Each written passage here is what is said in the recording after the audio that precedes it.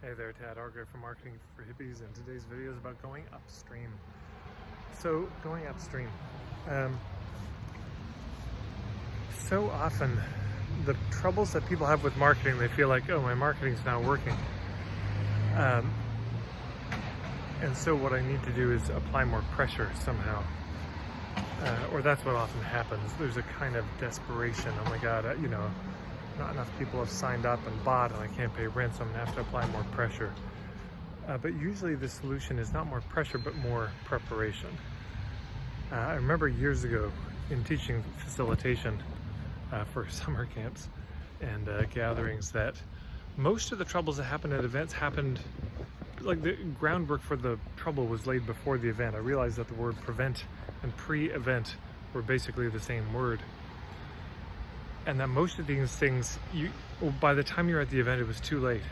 Things were in place to work or not. So for example, if you're gonna organize an event, the venue, who you've invited, the way you've invited them, your schedule, the facilitation team, who's facilitating and how much on the same page you all are, that all happens before the event.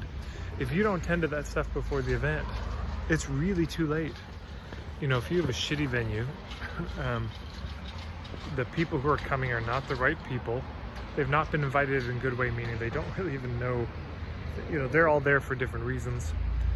You and the other facilitators are not on the same page, and your agenda is non-existent of what you're gonna do, and the shared sense of purpose is non-existent. You're fucked. I'm sorry. I mean, you could do some kind of miracle facilitation move, but it's going to leave a mark on people. It's the same thing with marketing. If you are, let's just say, think, God, I need 100 people to sign up tomorrow.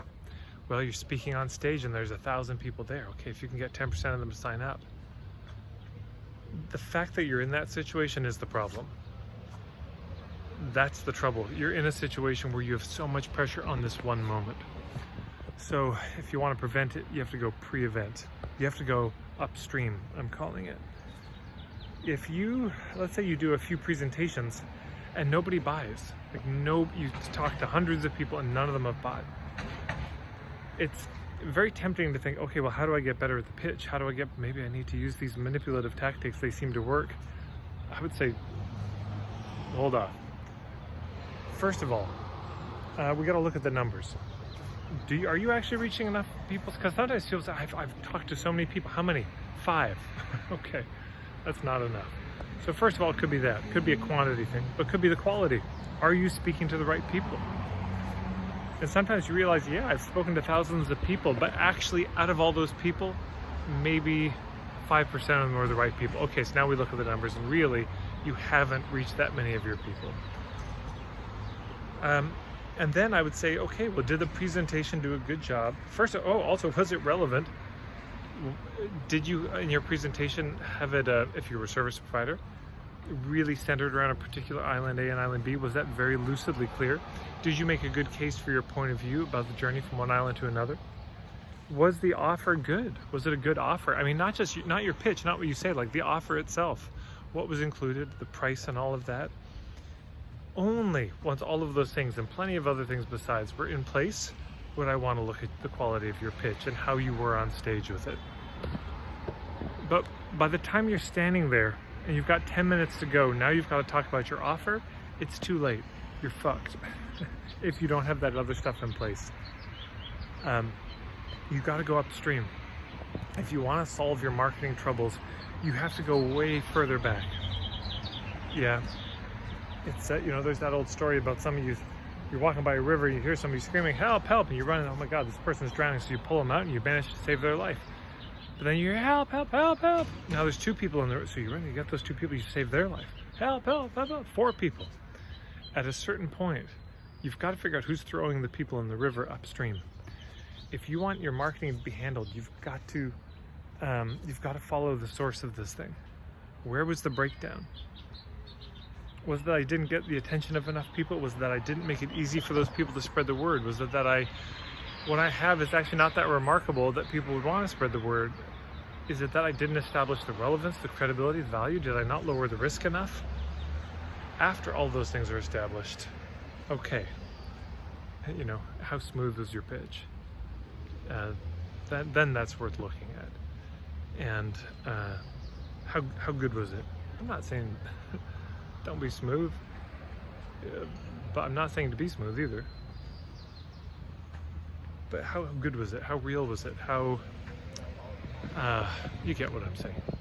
Putting it together in a way that's not going to lose people, because you can have a really clear offer and ramble in such a way that people may still fight through that awkwardness and fuzziness to buy, but why make life hard for yourself or for them? Okay, go upstream. That's the advice from today's workshop. I'm sure you can see parallels in your own life. So I just invite you to think about somewhere in your marketing you're stuck. You're not getting the results you want. And instead of putting your attention there, you know, you say, okay, the problem's here. Instead of putting your attention there and how do you fix this, ask yourself, what comes before that? And have I really tended to all these things? Or am I having a problem here because I didn't tend to something here? Am I trying to prevent something I should have been tending to pre-event? That's it for today. Thanks so much. Thanks to everyone who subscribed. Thank you so much to everyone who shares these videos, because I know you do. Some of you are, and it makes a difference. We're almost at 3,000 subscribers. Amazing. So, you know, if there's some group you're in, some membership you're in, feel free to share one of these videos there. Marketingforhippies.com, my website. You can sign up on my email newsletter. I've got a membership you can check out, marketingforhippies.com/membership. I'm on Facebook as well. Instagram, mostly for sweet memes. That's it. Thanks so much, everyone. Take care.